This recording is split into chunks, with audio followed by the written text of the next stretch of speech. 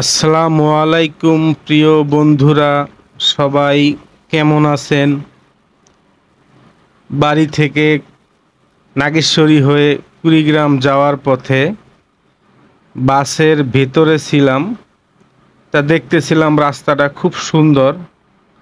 ভাবলাম একটা ভিডিও করি, আমার বন্ধুদের দেখার সুযোগ করে দেই।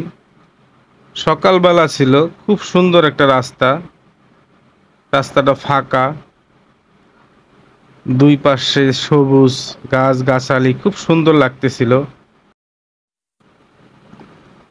আমরা হয়তো কোমরপুরের কাছাকাছি চলে আসছি। খুব সুন্দর লাগছে, দুই পাশে সবুজ গাছপালা, অসাধারণ দৃশ্য। এ রাস্তা দিয়ে নাগেশ্বরী, ফুলবাড়ি, ভ্রুঙ্গামারীর মানুষ যাতায়াত করে। দুই পাশে কলার গাছ, খুব সুন্দর লাগতেছে। এই রাস্তা হয়েই কুড়িগ্রাম, পাটেশ্বরী, কোমরপুর, ব্যাপারীহাট, পরাডাঙ্গা পার হয়ে নাগেশ্বরী,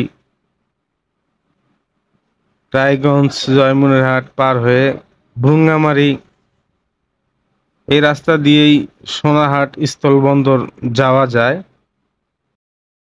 আমি অবশ্য ভিডিওটা কেটে কেটেই ভিডিও করছি। প্রায় কুড়িগ্রাম ধরলা সেতুর কাছে চলে আসছি। আপনারা দেখতে পাচ্ছেন কুড়িগ্রাম ধরলা সেতু। বাংলাদেশ ভারত সীমান্ত নদীর নাম ধরলা। কুড়িগ্রামের কাছে ধরলা ও ব্রহ্মপুত্র নদ একত্রিত হয়েছে। নাগেশ্বরী, ভ্রুঙ্গামারী, ফুলবাড়ি মানুষ কুড়িগ্রামের যাতায়াতের জন্য খুব ভালো ব্যবস্থা হয়েছে এই ধরলা সেতু। আবারও একটা দ্বিতীয় ধরলা সেতু হয়েছে লালমনিরহাট, ফুলবাড়ি হয়ে।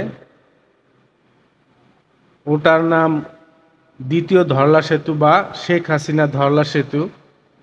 আর এটি প্রথম ধরলা সেতু। 2003 সালে তৎকালীন প্রধানমন্ত্রী বেগম খালেদা জিয়া 2003 সালের 21শে ডিসেম্বর এই ধরলা সেতুটি উদ্বোধন করে। সেতুটি উদ্বোধনের দিন আমি উপস্থিত ছিলাম। আমি আরও অনেক ছোট ছিলাম।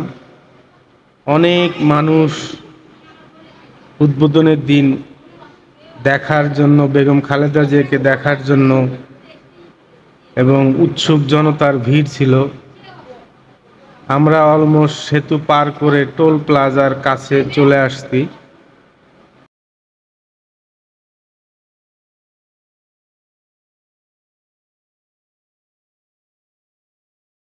টোল দেওয়া শেষ হলেই আমরা কুড়িগ্রাম শহরের দিকে এগিয়ে যাব। অলমোস্ট আমরা কুড়িগ্রাম সদর থানায় চলে এসেছি সেতু পার করে।